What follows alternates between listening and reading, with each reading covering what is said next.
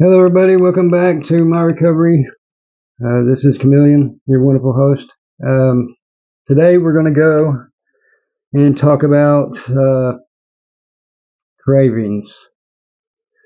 I'm pretty sure we talked about triggers before, and I think we talked about how to identify them and try to avoid them, kind of what stuff to do with them, with identifying triggers. Well, cravings is the next step after that. You can think of cravings like you know how when you feed a pet, most people open a can of dog food or cat food, and whenever you open a can of cat food, the cat runs up to you, right, and starts meowing, and wanting the food. Well, that's the trigger would be the opening of the can, right, and then the craving would be the cat meowing. I mean the craving would be kind of what comes right after that. Usually it's salivating or aggravating the crap out of you, right? I mean, that's usually what it's doing, trying to get to the food.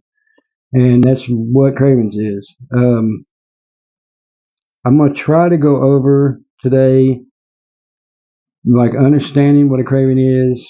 I try to um, describing cravings, like how you can describe cravings.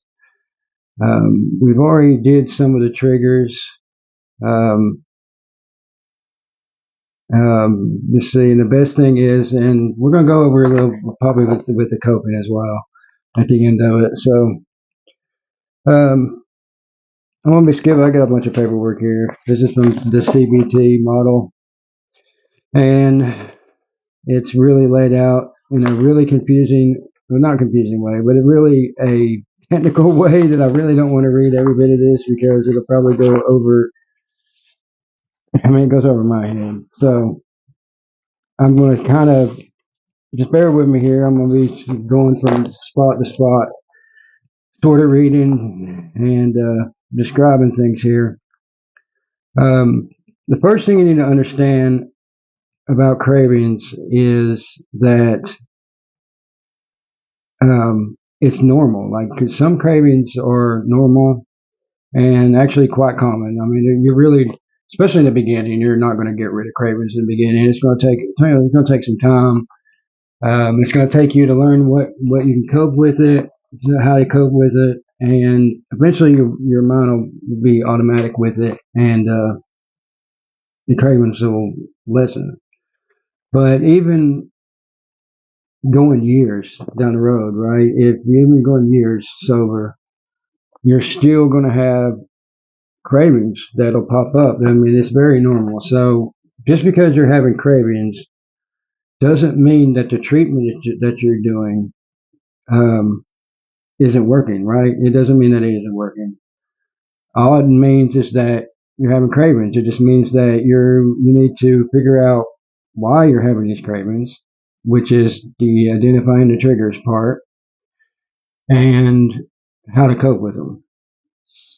And so that's the first thing I really want you to get through your head is that all these cravings are normal. I mean, so especially in the beginning, you're not going to get rid of them all.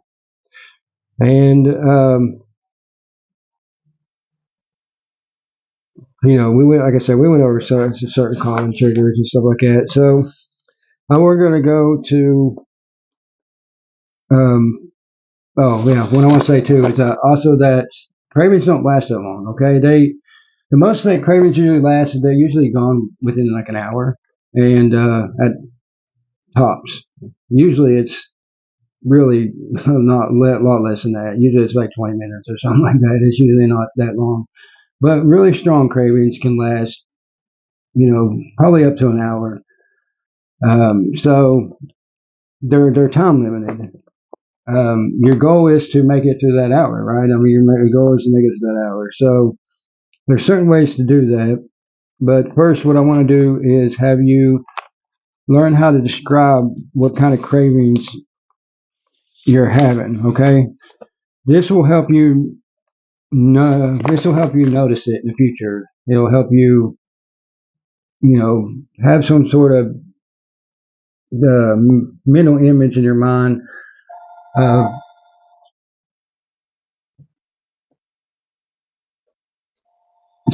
Sorry about that. It'll have some mental image in your mind about um, what it feels like to have a craving, and so that's the first thing. What we need to do is learn how to describe it. The first, so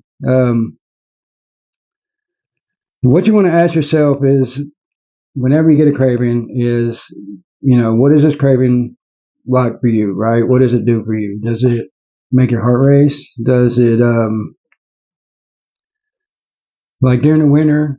I can smell pot. I smell pot a lot because that's when I started smoking pot, was during the fall and winter. So the cold air outside, which is the trigger, will make me smell pot. And so that's that smelling pot is the craving. It might just pop in your head. Um, I mean, some people say like it calls to you, like they'll hear like some sort of calling card to the drugs.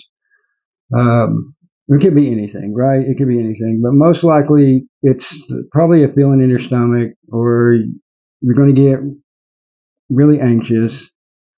You might smell it, taste it, something like that. The drug, of course, and that's the start of the craving. The next thing you need to ask your question is, how bothered are you about a craving, right? So you need to kind of write down maybe like a scale from 0 to 100, and you need to ask yourself on this scale, how bad is the craving I'm having right now? Okay, and the reason why we do this is to help. Well, really, it's to help to achieve and maintain control over it. And it can take time. I mean, some of these cravings sometimes take, I mean, weeks and stuff to actually pin down. So it really, you're not, what you're wanting to do is you don't want to deny the existence of this. That's the main point of the number scale, is that you don't want to deny the existence of these cravings. You don't want to be one of these people that say that, well, I'm fine. I quit drugs and I never once had any cravings. I never once had any problems. You don't want to be that type of person, because it's a lie. I mean, it's plain and simple a lie. Because you're going to have cravings. You're going to have a lot of cravings, especially in the beginning. You're going to have so much cravings that it's going to be overwhelming at times, and you're going to have to learn how to cope with these. Um, Another thing is, you want to know how long it lasts. So, how long does the craving last for you? That is to drive home the fact that these are time limited. So, I mean, the more you realize that you got over this craving within 20 minutes, the more you realize, hey, well, this ain't that bad. This is okay. I can do 20 minutes. I can cope with this 20 minutes, right? And the next thing you need to figure out is how you cope with it. You need to make sure. I would write. I would write all this stuff down. What I would do is make me a graph. I'd make me a little graph. I'll show you one right here. Actually, I've got one. If I'm not mistaken. Yeah, like this right here. Let me put it on this. You can see it. There you can see it. Can you see that on there? All right. So at the top, so you got your date and time. Then you have the situation, thoughts, and feelings, I believe. And then you have your intensity here. You have the length of your craving here, and then how you coped over here.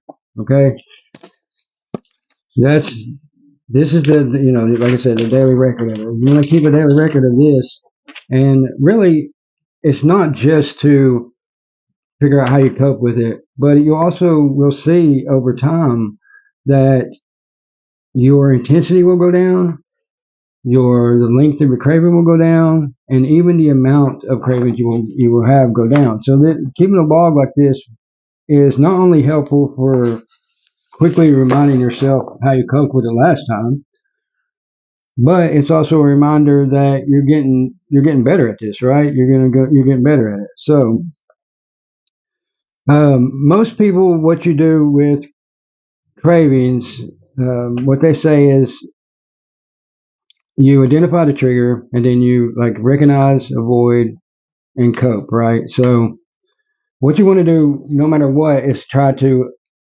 avoid triggers. I mean, if you can at all possible, once you identify what the feelings was, whether that first part on that, this right here, the situation, thoughts, and feelings, that's your triggers. That's what you write down for your trigger there. So if you can at all possible avoid any of those, and avoid what your what situation, because situations sometimes you can avoid your thoughts. You can actually round those in a lot and try not to think those, right? Feelings, sometimes you can do those, but it's those are incredibly hard. So you want to avoid them at all possible, but if you can't, then you got to learn how to cope with them. And there's several different strategies for coping with cravings, and those are the ones I want to go over with today. Anyways, the most ones you use is distraction is the one you're going to use the most probably.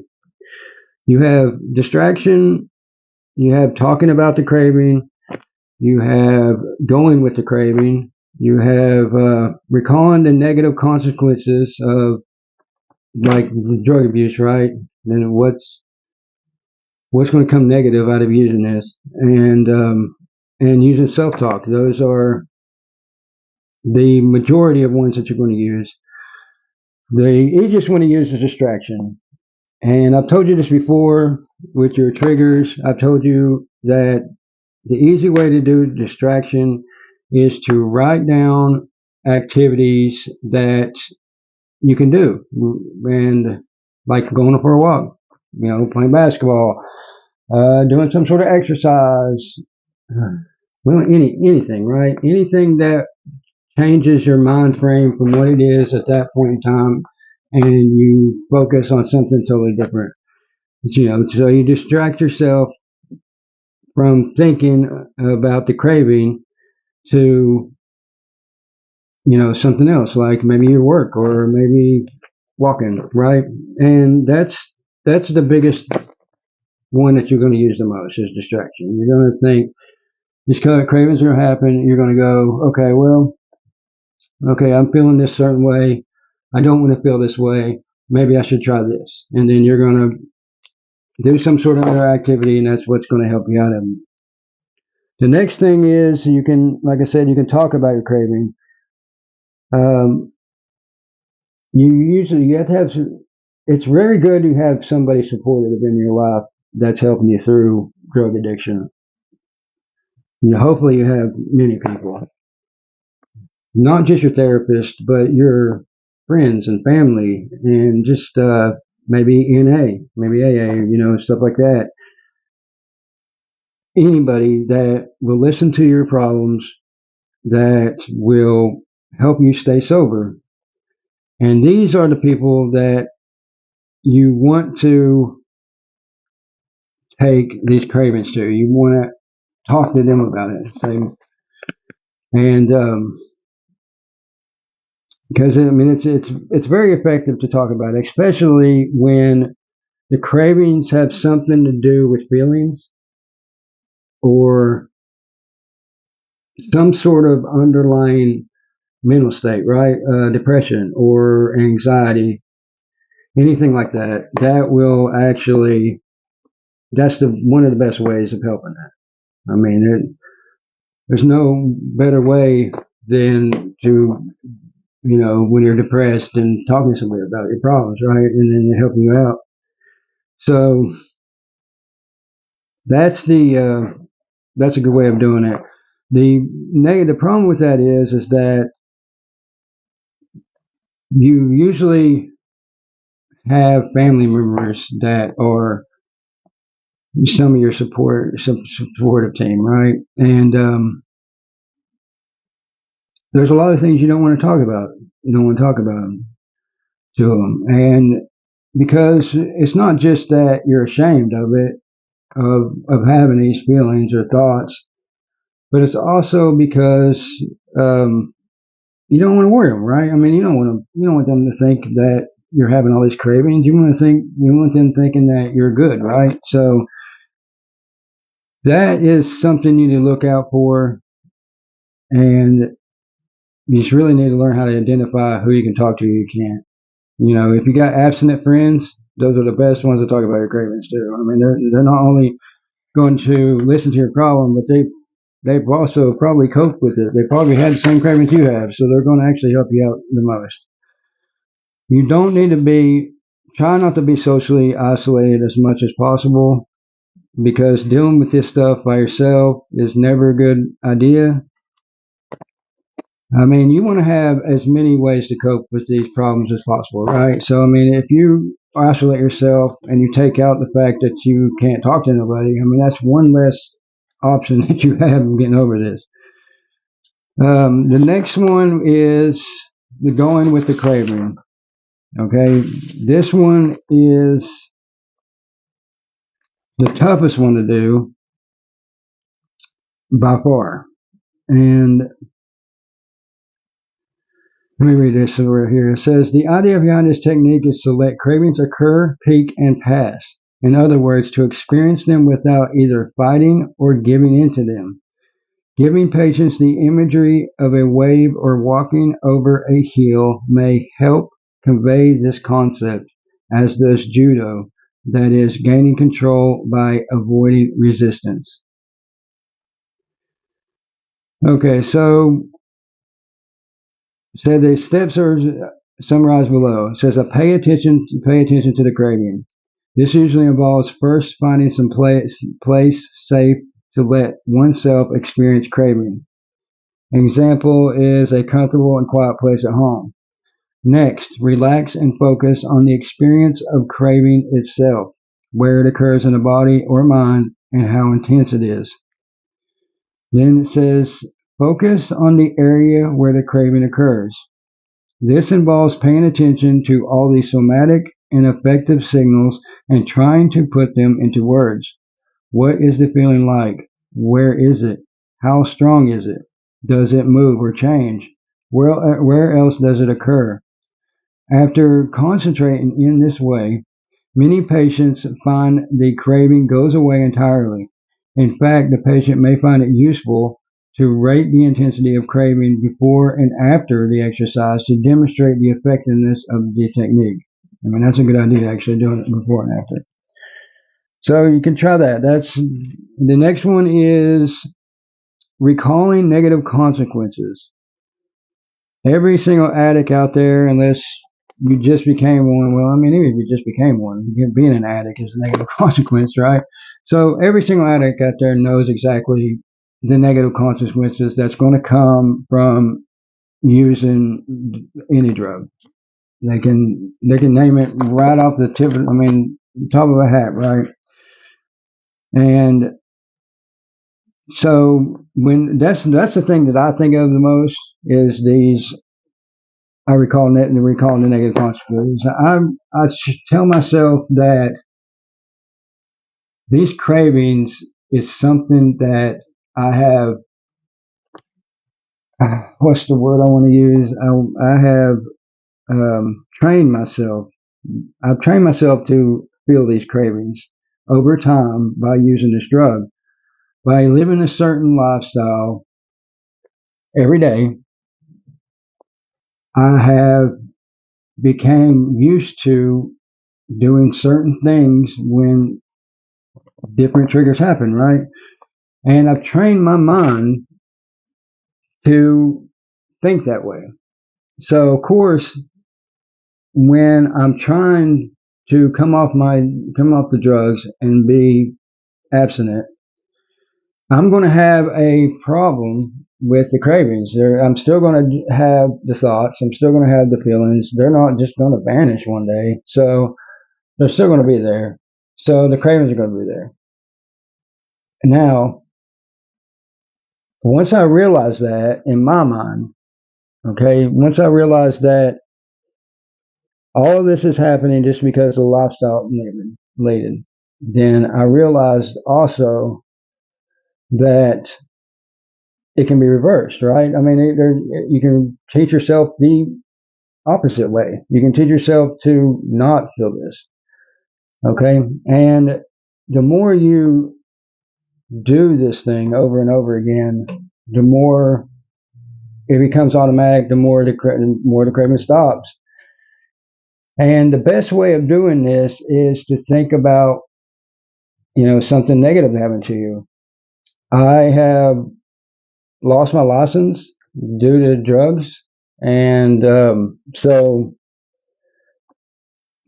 I don't. Not only do I not drive anymore because of it, that was definitely a negative experience. I mean, I went and spent plenty of time in jail because of it.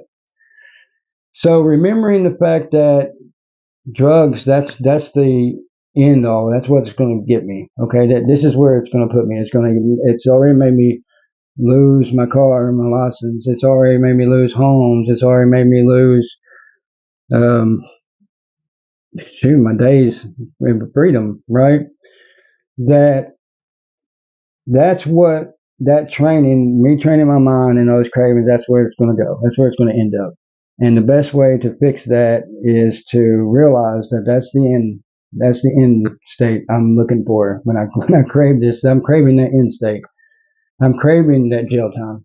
I'm craving that the fact that I can't drive. Right, the ability that I'm losing to drive. I'm craving the fact that I could overdose and die today. I mean, that's literally what these cravings are meaning. That's your end goal when you try to do these drugs, right? I mean, that's what's going to happen. If it don't happen today, it eventually will happen. I mean, it's going to happen tomorrow or the next day. It's going to happen. I mean, there's no ifs, ands, or buts about it. It's going to happen. So that's when I get these cravings. That's exactly what pops in my head. Is that these cravings are a sign that I'm going to go down the wrong path. I mean, it's a sign that I'm going to go down the wrong path. So I try to fix that. I mean, I try to realize why I'm even going down this path, what triggered me to go down this path, and I try to fix that trigger. And that's what I usually do. Sorry for the long explanation on that one, but anyways, that is what we get into. The next one is using self-talk, right? And that's the last one. Is that one is using self-talk. Like, let's see, automatic thoughts associated with craving often use a sense of urgency and exaggerated dire consequences. I have to use now. I'll die if I don't use, or I can't do anything else until I use. So the option of self-talk is basically saying you challenge that thought, right? Um, like you have to use now. Why? Why do you have to use now? I mean, there's no reason for it. You don't have to use anything now. I mean, if you're really wanting to do drugs, it doesn't have to be now, right? I mean, you can do it in the future, or you could have done it in the past, right? It don't have to be right this second. So you challenge those thoughts, especially the one "I'll die if I don't use." I mean, I couldn't tell you how many times that saying has been through my head when I'm detoxing.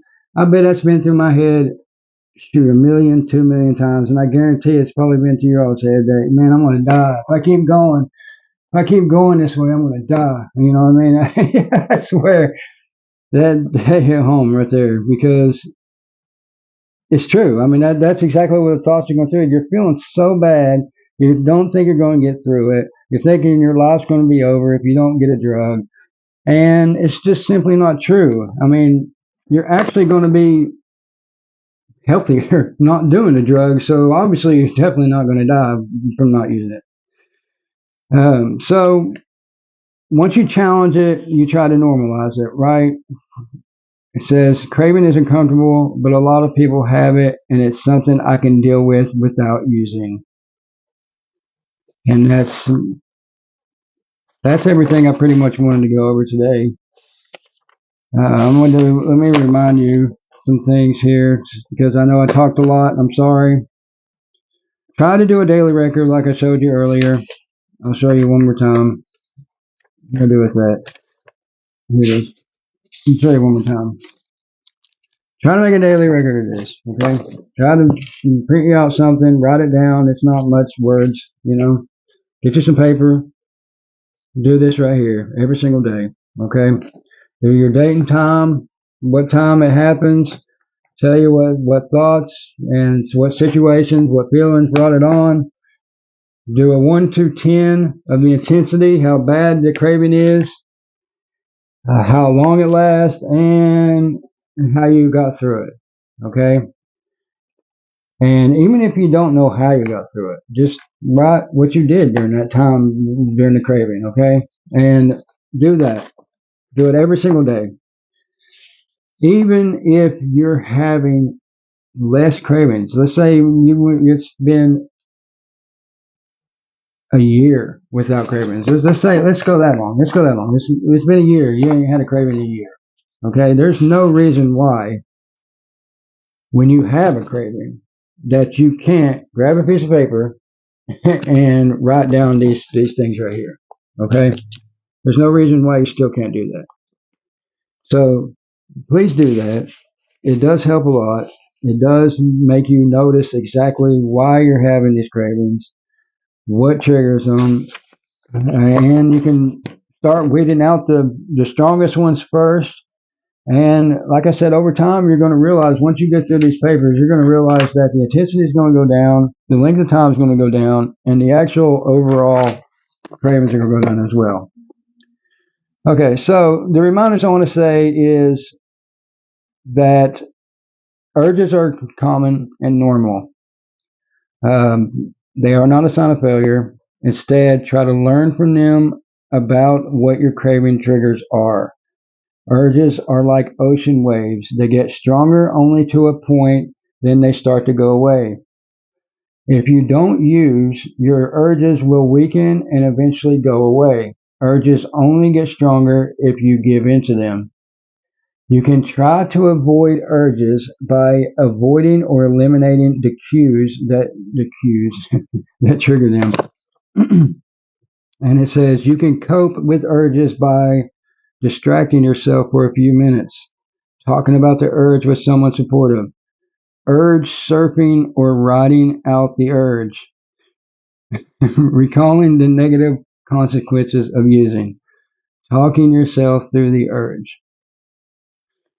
And that's pretty much everything I wanted to go over. Sorry it took forever, and I hope you all have a wonderful day.